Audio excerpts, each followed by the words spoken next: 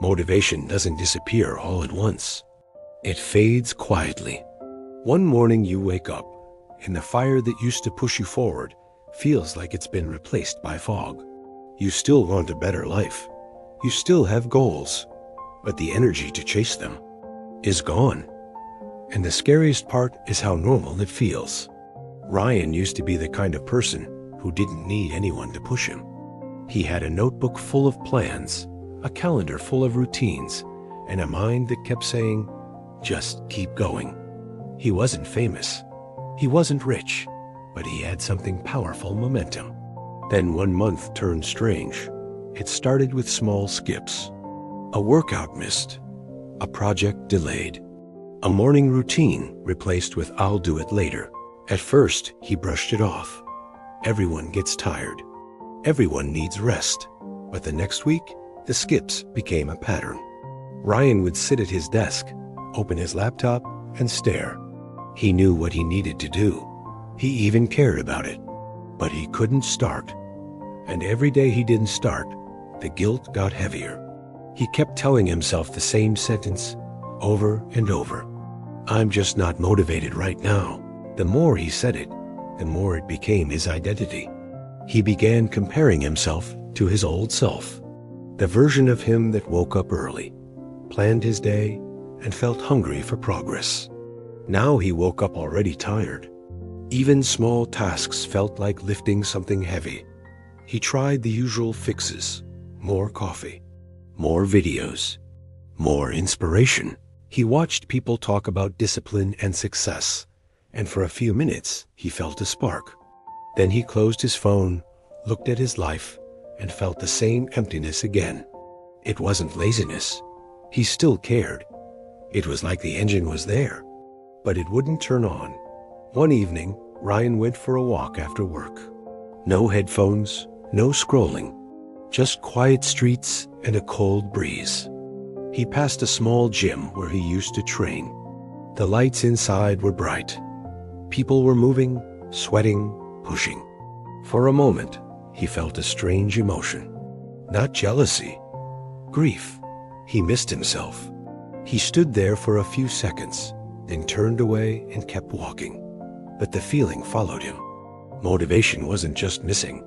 It felt like it had been taken, and he couldn't understand why. The next day, Ryan visited his uncle's house. His uncle wasn't wealthy or famous. He was the kind of man who lived simply and spoke carefully. Ryan didn't plan to talk about anything deep, but when they sat outside, watching the sun fall lower, his uncle noticed the quiet in him. You look like you're carrying something, he said. Ryan tried to smile. Just tired. His uncle nodded slowly. Tired or stuck? That question landed differently. Ryan looked away, then finally said it. I don't feel motivated anymore. I don't know what happened.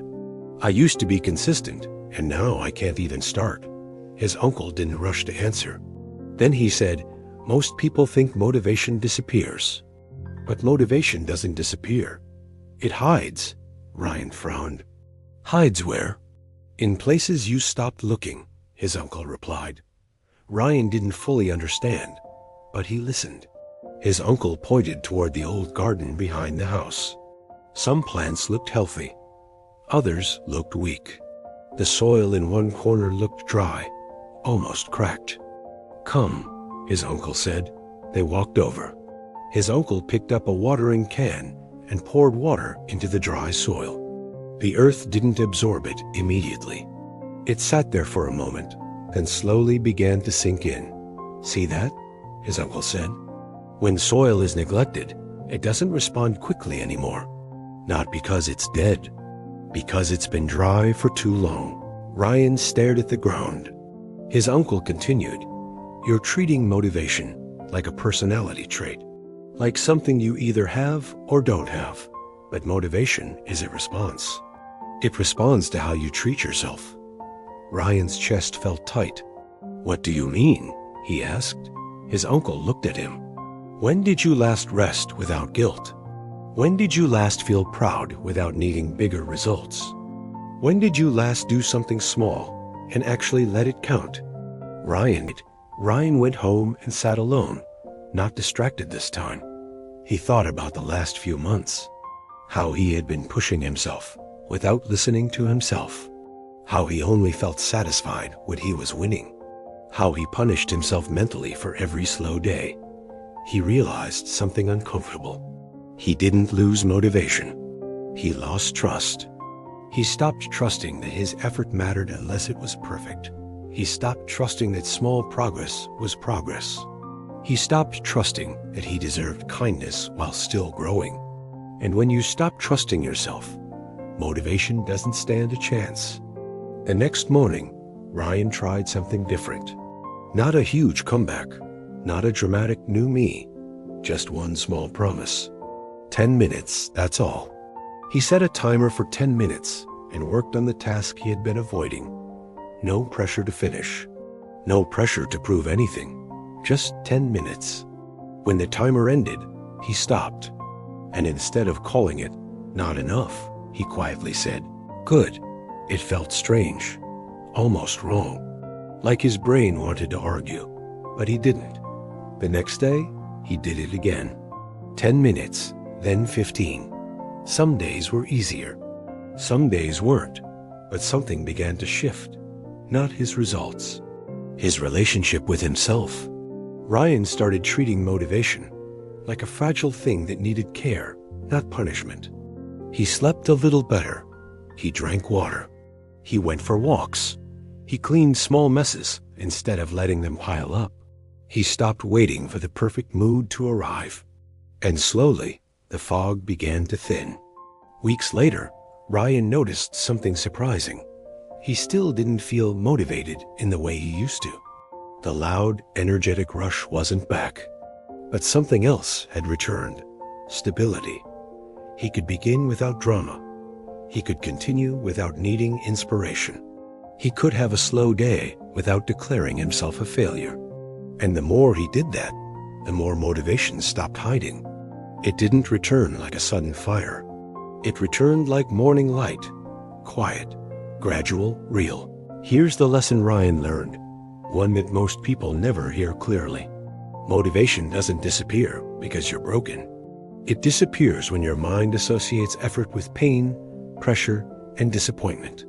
If every attempt becomes a test, if every mistake becomes evidence, if every slow day becomes shame, your brain will protect you by shutting down the drive.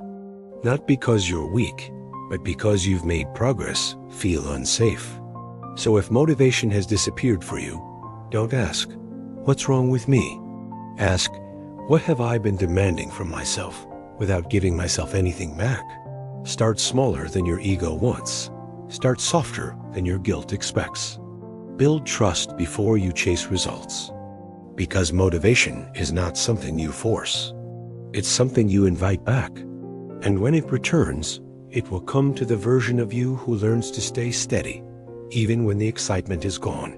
That is real growth. If this story spoke to you, take a moment to like the video so it can reach someone who feels stuck right now. Share it with a friend who's been struggling in silence.